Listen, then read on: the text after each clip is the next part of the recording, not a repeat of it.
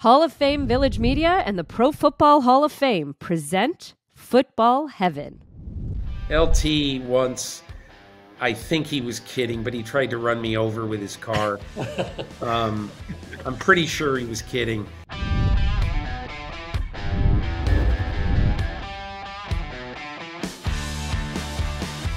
Hi, hello, and welcome back to another episode of Football Heaven. This week, we have one that's actually the brainchild of Joe Horrigan's. But you must have been thinking of me when you came up with this idea. Oh, absolutely I did. No question about it. We are going to examine the changing media landscape and the coverage of pro football. And so we'll be joined by the fabulous and the penultimate insider of our generation, Peter King, who is now of NBC Sports. But first, as we do every single week, let's start with a treasure from the archives. What do you have to launch us off, to set us off this week, John? Well, I'm surrounded by great stuff, Aditi. And, as we talk about this changing landscape, I had to start with the media guide, right? So, going all the way back to, for us in our collection, the 1930s, we have media guides that the teams, PR staffs would put together, distribute to the media in that region to write stories on the team. And, nobody did it better, in my opinion, than the Green Bay Packers. And they started, here's one that we have from 1936.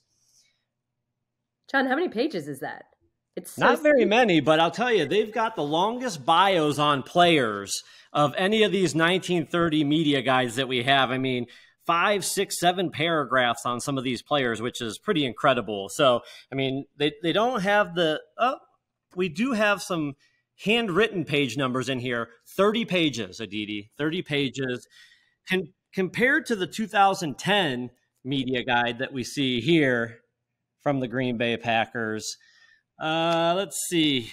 They've gotten so big now that the teams don't even print them. They just go, send a PDF out. 607 pages in 2010. So we've come a long way. And I'll tell you, I'm going to interrupt you. This is how far we've come. When I first started covering professional football back, what was my first year? Maybe 2010 was my first year on a beat. I carried a media guide with me because it was my quick, easy reference. I don't think I've even opened a media guide in the last 5-7 years. Isn't that what our handy phones are for, to Google that information? Right. Yeah. The search function and PDFs are a phenomenal thing for researchers. I can tell you that. All right. As we talk about how the media landscape has changed, pulling, from our vast collection down here in the Pro Football Hall of Fame's archive, we have game accounts going back really to the early teens into the 1920s when the National Football League was founded. And I pulled one that I just found really interesting. It was a game account from kickoff weekend of the 1950 NFL season. And the Browns started in the All-America Football Conference, getting ready to join the National Football League, playing the Philadelphia Eagles. And this is from Edward Burns from the Chicago Tribune press service.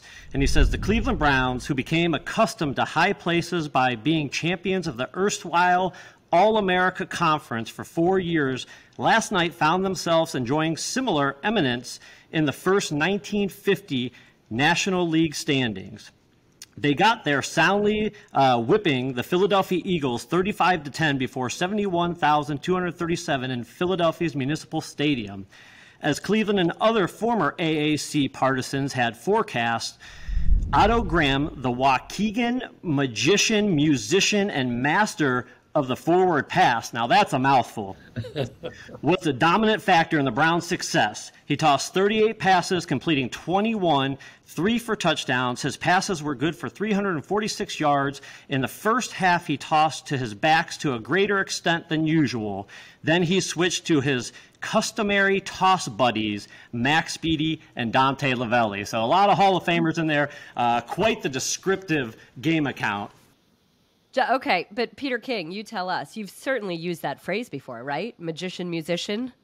The millions of words of copy you've written? I really haven't, Aditi, but knowing a little bit about Otto Graham, what was incredible about him is that he could have done about 64 jobs in his life from being a very high-ranking military official, either in the field or behind a desk or in intelligence, or he could have been in a symphony orchestra. He could have played basketball or football. He was one of the most interesting people in NFL history. And I was so glad. That was what, John reads about one of the most interesting games to me in NFL history, because every time a fledgling league gets folded into an established league, everyone from the established league makes light of the newcomers. And unfortunately, in this particular case, what the NFL did was they had they basically made it very, very difficult for the Cleveland Browns to come in and have a good debut. And what did the Browns do? They killed the champions of the NFL. And Paul Brown and Otto Graham had it all figured out. And what nobody in the NFL thought after the Browns won 4 straight AAFC titles is that they would come in and be the best team in the NFL. And right away, that first year, they were. And that's one of the reasons why the Browns, to me, that era, 46-55, with Otto Graham bringing his team and Paul Brown to the championship game of their sport every year, I think, and winning 7. I mean, it was a pretty incredible run for those Cleveland Browns. When you talk about how important it was, what the Browns did in coming into the league and sort of upending what general consensus was, how vital were these stories? How important was storytelling when television and Red Zone and Sunday Ticket wasn't as ubiquitous, when you didn't go to the neighborhood tavern to catch every game on the 12 TVs and see it for yourself? Hey, one of the coolest things when I first started covering the NFL in 1984 in Cincinnati covering the Bengals is that, and again, I'm not saying that beat writers were treated with reverence or anything like that, but it was just a totally, totally different world. And even going back a generation or two before that, I mean, if you think about it, the people who revere football and who live to watch it every week, these are not people who go to their doorstep in the morning and wait for the Cleveland Plain Dealer or the Pittsburgh Post-Gazette or the Chicago Tribune. Those days, and look, I'm 65 years old and I'm a dinosaur, but those days, I realize they're gone. I will miss them until the day I die. And my wife and I sit at the kitchen table in Brooklyn every day with 3 newspapers. And I don't really, I read some stuff from newspapers on the internet, but I like to read it. I like to have the newspaper in my hand. And in those days, if you just think about it, all the people who used to really cover the game, they were the oracles of the game, and they were the ones who told everybody everything about the game. And now, obviously, that started changing in the 60s and the 70s with the advent of TV and the advent of being able to see so many different games every week. But back in 1950, the person who read that Chicago Tribune Syndicate story, that is entirely how he experienced the Eagles playing, the Browns in that first game. Most people in those days, they experienced football by reading about it, not by watching or listening to it. Peter, that's really, you said something that you and I have talked about before, but, and I said it to Aditi too, coming from a journalism background as well, that the real historians of the game are the newspapermen that covered it, because there is no other archive.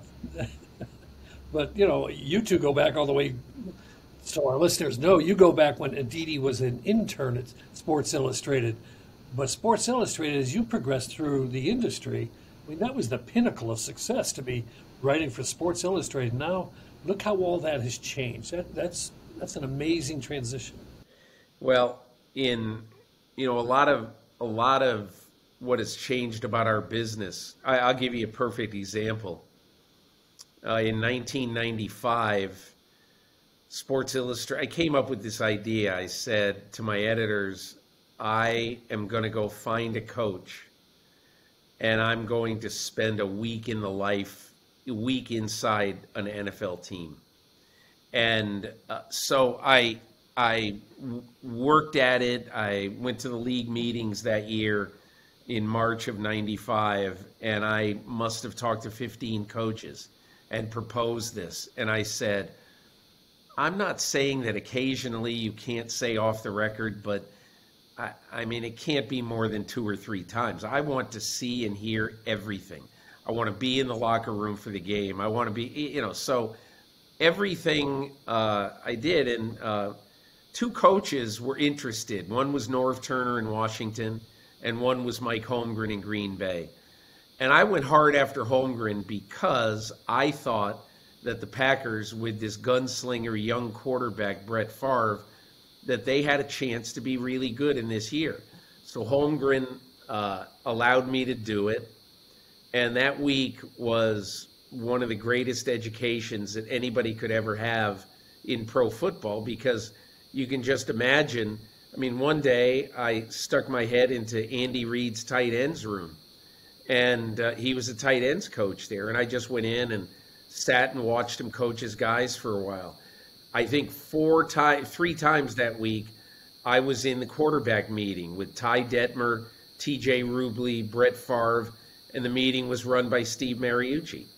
And so everything that happened that week, I mean, and one of the reasons that it happened is because of Sports Illustrated, the name it had. Because understand that in those days, quite honestly, Sports Illustrated, it would have been a toss-up if I called the Dallas Cowboys and said, I'm going to cover your game this week. It would have been a toss-up, between me and ESPN if they were going in to cover that game, as to who would have gotten 45 minutes with Emmitt Smith, on Friday afternoon. And so it's changed. It's changed drastically. There's no sense crying about it. It is what it is. The NFL has kind of figured out, the best way to do this. And the best way for the NFL to do this in many ways is to own their own business and to have NFL media be a company store. And, it's working out well for them. It's not necessarily working out the greatest for independent journalists, but, that's the way it goes. You got to deal with it. When we talk about the art of storytelling, and we all come at this in a different way, John finds us objects, artifacts to show us stories, to tell us stories. Joe has a memory unlike anyone I've ever met on the planet. Peter, when you think about the way we storytell on the National Football League, what to you is the biggest change, and what do you lament the most in that change? Well, what I lament, not daily or not even weekly, but just if you ask me what I lament, it is that, there's so many great players, great stories that 2 generations ago, Aaron Donald would have had no problem whatsoever with allowing somebody like me to spend 3 complete days with him in the off season to go tell his story in Pittsburgh or whatever. But now it's just not as important to people in the game because there are so many ways to have their stories told, by NFL Films, by their own media group in some ways. Look at how Tom Brady has taken control of his media story. But, I'll just one of the reasons why I don't lament it is that if you're any good at your job, you'll figure out a story that you want to tell. And, I'll give you an example. So when I started this we called it a microsite at Sports Illustrated in 2013 called the MMQB, I went in and there was one story I wanted to do above all. And it sounds kind of funny. Oh, you want to do one story above all? I mean, what would you want to do? Would you want to write the ultimate Tom Brady story? No, I wanted to go somewhere where no one had ever gone before. And so I decided I wanted to do a week in the life of an officiating crew. And this is, it might be my favorite story of all time. I did it in 3 parts. It was 17,000 words. And it was my favorite story, I think, because it's always great to be able to tell a story that no one has told before, especially in a game as popular as the NFL. And when I say to be able to tell a story the way it hasn't been told before, Gene Steratore, that was the referee that I was with that week, and I was in his kitchen in Western Pennsylvania, south of Pittsburgh, on Tuesday morning at 9:30. When the email came through to his email account in which he found out that he was downgraded twice in the Houston, Arizona game in Phoenix or Glendale on Sunday. And so he knew what that meant right away. And he looked up at me and he goes, there goes the Super Bowl. He'd been having a really good year, and he was downgraded for 2 plays, and he knew what it meant. That's more than he could have afforded in that game. But anyway, I only tell you that because I believe you still have the ability to tell some of these stories. In 2017, I'm in the draft room for 2 days with the 49ers and the new team of Kyle Shanahan and John Lynch, Jed York, Parag Marathe, Adam Peters, and watching them in their first draft. It took a lot to get in there, but I was in there. And so my only point is, I don't think great stories, thorough, long, great stories are impossible. They're harder to do, but they're not impossible today. Peter, you talk about John Lynch, a brief member of the media for a while, and Kyle Shanahan allowing you in. And just this season, Kyle Shanahan allowed a reporter in at halftime to see what actually happens at halftime of a game. When you think about people in the league who have given you that unprecedented access, the access that takes you someplace where no one else has gone, is there a common thread? Is it something that you can appeal to? Is it something about them? Is it their respect for the storytelling?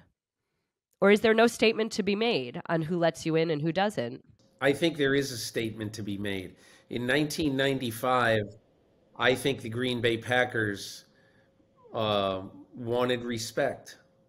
And I think they thought they were a good team.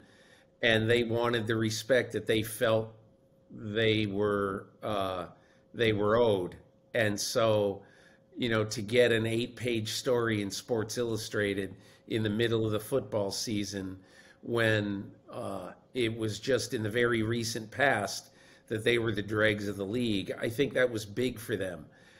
But as you get closer to today, Aditi, you ask a really, really good question. Why would they do that? And I always, when I ask that question, I try to put myself in the shoes of Kyle Shanahan and John Lynch and Jed York. And I try to say, why would we do this? And you know how I sold them that time? I said to them at the league meetings that year, I don't know this for sure, but I believe that this is true, that at the time, John Lynch was fine with it, and I think Jed York and Kyle did not want to do it. They did not see any upside. What does it matter? Me being able to look at their unvarnished process. Okay? And you know what I said to him? I said, hey, listen, you guys are really confident that finally, after years of, the 49ers, stumbling around and basically being lost sheep in the pastures of the NFL, okay, that now you finally have gotten it right. You got the coach who you wanted, Jed York. Kyle, you got the GM you wanted in John Lynch. Parag Marathe, you finally are totally convinced that this is the group that's going to turn this franchise around. And I said, you know what? If you have NFL Films come in and document the first event in the history of what you guys are doing together, so what? It's going to be, it could be a whitewashed whatever. It's all going to be happy talk. It's going to be, it's an advertisement for the 49ers. But with me, I'm going to write whatever I want. And if I think you screwed up the draft, I'm going to say that. Ironically, they kind of did screw up the draft. But at the time, how do you know? That Solomon Thomas and Reuben Foster aren't going to be the backbone of your defense for 10 years, And I barely mentioned the drafting of George Kittle in the 5th round.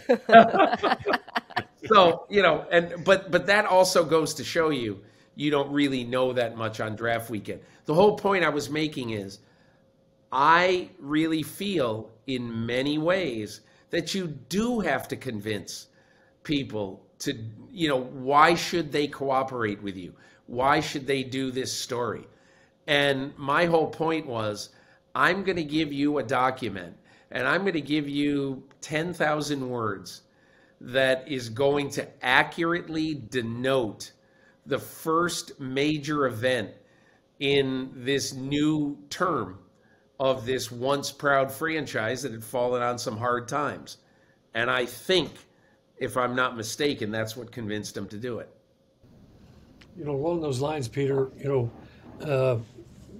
having a good rapport with players without being their buddy, is a challenge for members of the media.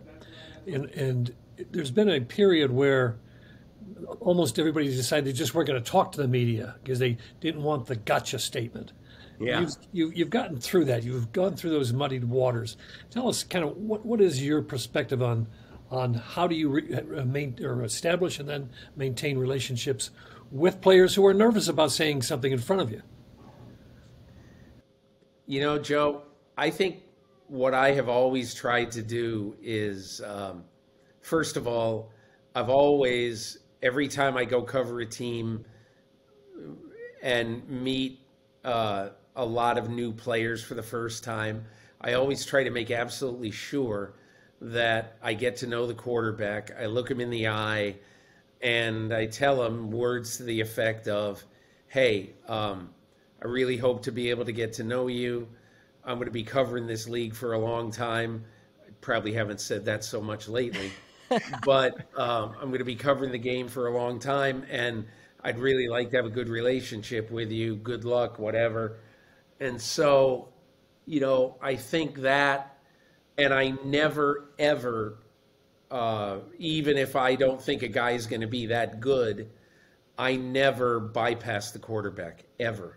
Because there's no position in all of sports that is as singularly important in a team sport as quarterback. So, it goes, and, it's interesting. I don't cover a lot of games in the regular season anymore, but I happened to be at the 49ers-Dolphins game this year where the last pick in the draft, Brock Purdy, came in and played pretty well. He kind of saved the day after Jimmy Garoppolo got hurt in the first 4 minutes, and they ended up beating the Dolphins. And I spent about 10 minutes with Brock Purdy afterwards, and I didn't say anything particularly eloquent to him or anything, but I just said, look forward to, covering you and good luck and blah, blah, blah.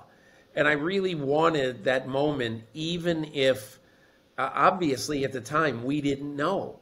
We didn't know that Brock Purdy was going to be Brock Purdy, but you just, and that's what I say about quarterbacks. You never know. And so that's one of the things that I've always tried to do. But the other thing is, Joe, honestly, it's and Aditi and John, I feel the way Paul Zimmerman always felt about covering a team, and that is stay away from the crowds. When you can, go to the guys who are alone at their lockers, because that is when you have a chance then to make a real connection with somebody and have them tell you something that's really meaningful. If you're in a group of people, and especially if there are cameras there, most often players are going to be careful with what they say. And a lot of times, if you're just standing there talking to them, conversing with them, you're going to be able to do better and find out more. So I don't know, it's difficult, but I think my rule of thumb would absolutely start off with, get to know the quarterback and avoid the crowds. That was always, always, always still, I think, my central guiding point. What do you learn in a scrum, and how do you possibly connect one-on-one? I'll tell you a funny story, though. When I was a Giants beat writer, some odd years after you, Peter, although it was again during a Super Bowl era in the 2000 teens, I would always go by myself to somebody, and there was one competing newspaper man who would always follow me. Whether I was with Mario Manningham or Hakeem Nicks or Henry Hynoski, whoever it was, the guy would come and follow me and horn in on my little. Yeah, that's pretty funny. And I still remember it all this time later. I won't name him. I won't out him on this one. Early in his career, covering those Cincinnati Bengals and the 1984 season in particular, we've had a conversation before about your relationship with Paul Brown and what he meant. And so we were talking about relationship building and, what was that season like for you, your first year kind of covering the Cincinnati Bengals and that training camp? When I look back on it now, John, no one in the history in 103 years of covering the National Football League has ever been as fortunate as I was in 1984. And I'll tell you exactly why. There was a new coach there named Sam Weich, who was one of the most colorful, interesting, kind of crazy people I've ever met in 43 years as a sports writer. And I'll give you two very quick examples. The day before the draft, I was in his office doing a draft preview for the Cincinnati Enquirer, and he said, "Do you want to know who we're going to pick?" And I thought he was kidding. And I said, "Yeah." So he said, "Okay, first round, our first pick is going to be a linebacker from Arizona named Ricky Hundley. Next," they had 3 first-round picks. "Next, we're going to take Pete Koch, this big defensive end from Maryland.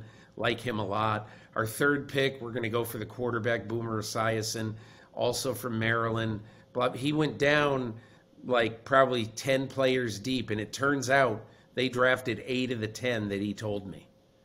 And I was agog. I was amazed. I thought he might be a little bit pulling my leg, and he goes, "We got to make one deal here.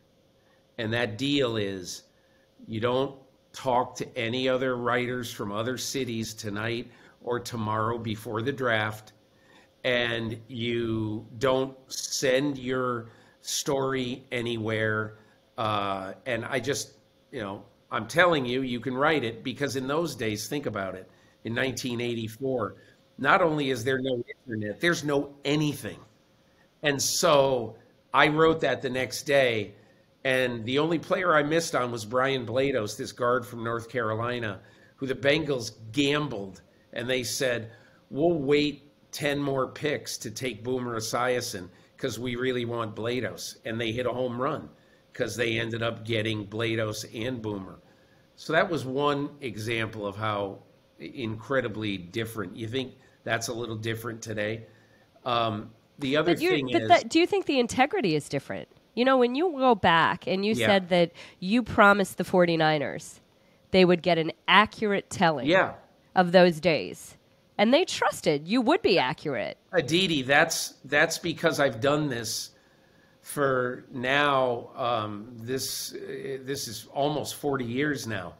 And so, you know, Kyle Shanahan remembers me when I was covering his dad, and he was a high school kid running around the locker room in Denver on Saturday and Sunday. So, you know, that really helps me. You know, it just does. So yeah, that's really different. The one other thing I was going to tell you, you know, we had a to tell you how different it is, at Christmas that year, I asked a few of the players, and I asked Sam Weich, who, believe it or not, Sam Weich in the off season did magic shows. He had a tuxedo, a top hat, and he would go around. It was just a hobby of his, and he was really good at magic. Okay, so at the time, I lived on the east side of Cincinnati, and there was a children's home, which in the old days was called an orphanage, but it was basically a foster home for children, and there were about 200 kids there. And I mentioned to probably the biggest star in town at that time, baseball or football, Chris Collinsworth. And I mentioned to him, I said, is there any way you would consider coming over and just saying a few words to these kids? I'm going to do something at Christmas with them and bring over some gifts. And he said, oh, of course I will. So Collinsworth and Turk Schonert, who is a backup quarterback who's no longer with us, but Collinsworth and Turk Schonert went out and they got 200 Walkman devices. Walkmen, I don't know, but they were these yellow tape record, looked like tape recorders. You put a cassette in there, you had little headphones, and you walked around and listened to whoever, you know, the Beatles, the Rolling Stones, Madonna, I don't know, whoever.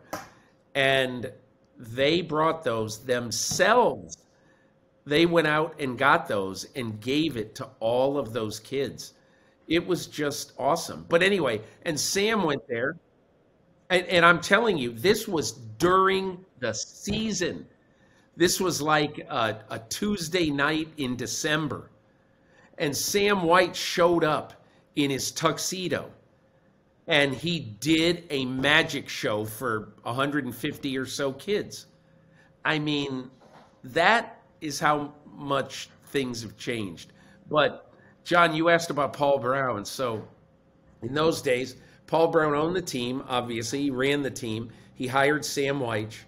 And every day at training camp, 3 days a week in training camp, which was 6 weeks long that they lived at Wilmington College in the port capital of Ohio. And every summer they had a parade there while the Bengals were there. Now, I was only there 1 year, but every summer they had a parade. And what was great about it is that they crowned a pork queen every year. I mean, can you imagine being Miss Pork? Because that's what somebody was in Wilmington, Ohio. Anyway, but 3 days a week they had double practices. 9 to 11 in the morning, 3 to 5 in the afternoon. And let me tell you, every day it was 95 degrees with 93% humidity. It was, I mean, Wilmington, Ohio in July and August is not a place to take a vacation. That's all I will say. But every practice, Paul Brown was there in a big straw hat. And I watched practice with him probably 20 times from start to finish that summer. And my biggest regret in my entire career, not even close, this is like 1 through 10, is that I never took a single note on what he said. I soaked it all in, and I just remember learning the sport of football from Paul Brown. And when I think back on it now, I say, I'm like Lou Gehrig. I'm the luckiest man on the face of the earth. Peter, I would venture to say that those interactions might have been different had you pulled out a notebook. Maybe. Writing down what he said, you may not have gotten to 20 practices with him. Yeah, probably so, Aditi. That's a really good point to make. When I think, this is sort of an awkward turn, but we love in the media right now to call people insiders. And the insiders publicly seem to be people who get a transactional piece of news right away. I actually talked to someone about a job a while ago, Peter, and said to me, the ultimate insider of our generation is Peter King. And the reason I said that is that Peter King takes you inside every single piece of the story. The why, the how, the what it means. You shape every part of it, or you give us insight in every part of it, as opposed to just the transactional headline. I feel like the entire time that I have been reading you, that is what you did. You do it now. You did it in the pages of Sports Illustrated. You did it in Monday Morning Quarterback. You do it in Football Morning in America. But if you were to assess how your storytelling has changed, do you think it has? I really appreciate that, Aditi. That really means so much. It makes me emotional thinking about it, that you said that. So thank you. I'll tell you offline more, so in case you want to get teary, then I'll... Well, I guess I would make 2 points about how it's changed. When I got hired by Sports Illustrated in 1989, the job was, you're going to write the NFL column. It's going to be 3 or 4 pages in the magazine every week in the fall. In the off season, you might write some stories, but you also might write some more columns. And we just want only the facts. That's what we want. And then as Sports Illustrated evolved a bit, it wasn't just Rick Riley who was doing opinion pieces. They wanted the writers to do that a little bit more. And as the web world evolved also, they wanted more opinions. But I think at the base of almost everything I've ever done is trying to take people where they can't go and tell them something that they don't know. Because isn't that what our jobs are? Our jobs are not to state the obvious. Our jobs are to try to tell people something that they don't know. Just this week in my column, I didn't necessarily think that the New York Giants were the best story of the weekend. I thought they were a really good story going to Minnesota and winning. And I don't know when this is going to air, but obviously we're doing this right after the wild card weekend. But the point I'm going to make is I'm totally fascinated with how on God's green earth Brian Daboll and Joe Shane made chicken salad out of that chicken bleep organization back in January, February, and March, when they were cutting everything, because of cap reasons, and the reason why I was fascinated about this game is, the heroes of the game were basically Daniel Jones, who everybody wanted to throw out with the garbage, and a guy who 2 months ago was not a household name in his own household, Isaiah Hodgins. He's a wide receiver who was a practice squad and sometimes active roster guy with the Buffalo Bills, who they had to cut in November to make room for other players. And they were going to just put him onto their practice squad, but the Giants said, we don't have any receivers, so we'll take him. We know him. And now he has a 100-yard game. He had a bigger game than Justin Jefferson had. And I was totally fascinated by, winning a game. Who would have thought that the Giants would be in the Final Eight, led by a receiver nobody had ever heard of, and a quarterback who everybody hated 6 months ago. So, and though, honestly, Aditi, what in our job, it's easy to write a story about how, boy, Josh Allen made some huge throws in that game, and about the 49ers doing this and all that. But to me, I always kind of gravitate to the stories that are just different, if possible. And those are the ones that I try to tell as often as I can. Offer one, Peter, that you, me, and John were all a part of up in Washington when we visited Paul Tagliabue. John and I were there to kind of talk to him about putting his memoirs and his artifacts in the Hall of Fame. But as we talked more to him, it just became apparent to me that, people don't know these stories, and Paul was not someone that liked the attention, and he shunned it. So that's when I contacted you, and I said, would you be, willing to sit down with him and do a feature specifically on the 9/11 involvement? And I thought that piece that came out gave the side of Paul Tagliabue that no one ever sees. How about Joe? How about right after 9/11? He would be in Midtown Manhattan, and he'd be walking home to his apartment from the NFL offices, and the burning in his nostrils 3 days after the planes flew into the towers, he would still be smelling the fire and the smoke from, the biggest disaster ever to befall New York City. And the emotion, the tears that you would never think of. All the people I've ever covered in the NFL, never, ever, ever would I have thought that Paul Tagliabue would shed tears.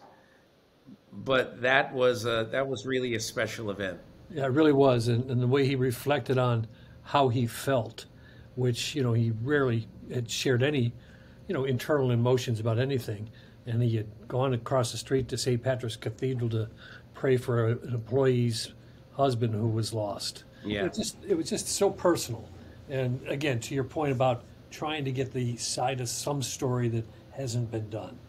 And I thought that was a great exercise, and that was real good journalism. I don't want to say it was fun, but sure, those are the kind of things that you remember. I'm really glad you remembered that, because it really was tremendously interesting. Amongst all the Hall of Famers you've ever been around, the funniest to interview? Brett Favre, easy. I once fell asleep in his house watching Son of Flubber. And he, for the next year or so, made fun of me because I had a hole in the bottom of my sock. And I fell asleep in a Barca lounger in his living room. And he called everybody in while I was asleep and said, "Look at this big famous writer. He's got a hole in his sock." And, and I don't know, occasionally we would, we'd have dinner together on Friday night after a game, and many was the time that on the 20 or 25 minute ride back to his house that he'd put on the oldies station, and he'd want to have a contest to see who knew all the words. And I remember one time I got him on "Brandy, You're a Fine Girl." And he was so angry about it. Luckily, I knew that the next 5 he would know every word for. And luckily for me, we just got in the driveway, and I said, "Hey, I'll see you at the game on Sunday." So, but no, I would say Favre. Who's a Hall of Famer that you wish you'd been a beat writer for? Who's someone you would have enjoyed chronicling a full year of? Peyton Manning. Because I would have loved the granular detail that Peyton Manning reveled in every day of his football life. And I just have so much respect for the work he put in and the knowledge that he had. And I remember one time Kadri Ismail, who was with him with the Colts for a cup of coffee, maybe not even a season. But I remember him talking about an audible call that they had, that the call was something about a shovel, and Manning, when the place was loud, would really like dig his hands down a couple of times like he was shoveling. And so Kadri Ismail went up to him on the sidelines and he goes, "Hey, this corner is covering me." He says, "I know exactly what that is. I got it. You and your BS signals. I know what it is. We studied it." So Kadri Ismail said, "Peyton, on third down, if you do that to me, I'm going to stop and start and, basically do a stop and go. And this guy is going to fall hard for that. And he's not going to cover me when I, run." And he scored like a 56-yard touchdown. And so those are the kind of things that I would have loved. Can you imagine writing about that after a game, this childlike idea that Manning had, because he's the one who invented most of the signals, And if I had seen that in a game, I would have found out somehow, some way what that meant. So I don't know, probably Manning. Most intimidating Hall of Famer you ever interviewed? It was probably LT, because LT once, I think he was kidding, but he tried to run me over with his car. I'm pretty sure he was kidding, because he could have hit me if he really wanted to. But he drove past me at about 45 miles an hour, very close. But what'd you write? What did you write that got him so mad? He didn't. You got to understand, Lawrence Taylor, I bet, had no idea. He had no idea what I mean, he knew I was one of the media guys covering the team. He didn't read our stuff. Even back in the 80s, I doubt Lawrence Taylor ever read any stories about him. He just didn't do it. But he was tough because he was so great, and there were times he had so little regard for us, and he treated us like the dirt on the bottom of his shoe. But that's the way some guys are sometimes. And he was such a hero to so many in New York. It's not like you can say, "This bleepity bleep, I'm not going to cover him anymore." He was the best guy on the team, and the team won the Super Bowl. So you're covering him somehow, some way. Who's a guy that you think publicly is viewed completely differently than you knew personally? Tom Brady. Basically, I always figure that I'm going to try to get to know somebody not based on what somebody else tells me about them, but what my interaction with that person is. I always had a good relationship with Brady. I always talked to him. And obviously, I covered a jillion Patriots games over the years, so I got to know him. And let me just say one thing, Aditi. Sometimes in this business, people will say, "Hey, you know Brady." I said, "Wait a minute. I talk to Brady 3 times a year. I don't know Brady. Yeah, do I have his phone number, email? Yeah, I do. Do I sometimes connect with him that way and ask him a question? Yes, but it's not like I know Brady. Did I know he was coming back from retirement? No. Did I know he was getting divorced? No. But, if people, after they had that comeback against Atlanta, I said to him, I wrote him the next morning and I said, "I want to dissect this drive. One of the greatest stories I've ever covered. Not this drive, I want to dissect this comeback." I said, "If you give me 1 hour at any time before 6 p.m. Sunday, I'll go anywhere. I just want 1 hour of your life." And I said, "I want you, while it's fresh in your mind, I want you to be able to say to me everything about what just happened in that game.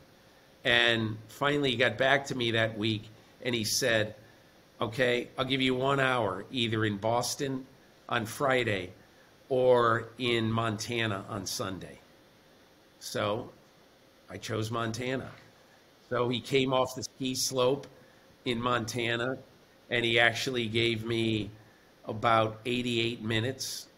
I recorded it. I used it as a double podcast, and I wrote about 17,000 words about everything. And, you know, one of the cool things about that is that I wanted a picture taken. We were going to use a picture of me and Brady up in the middle of nowhere, Montana. And so it's probably the greatest photo credit in the history of Sports Illustrated. Photo for Sports Illustrated by Gisele Bundchen. You know.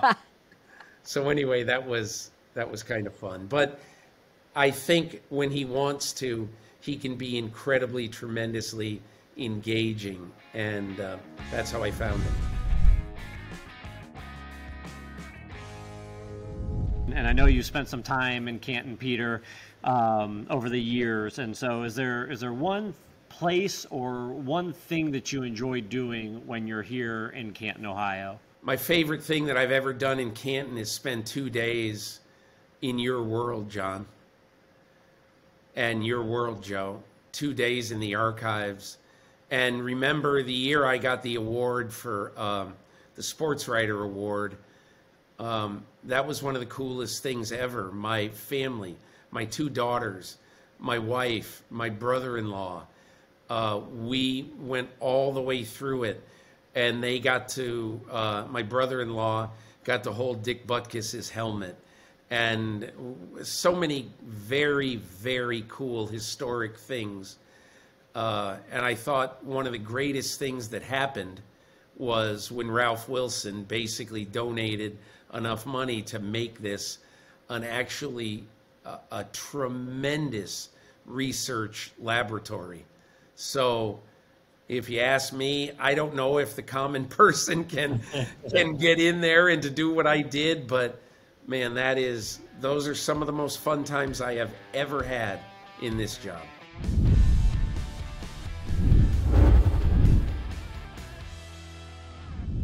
Visit Canton and experience Hall of Famers' hometown favorites for yourself.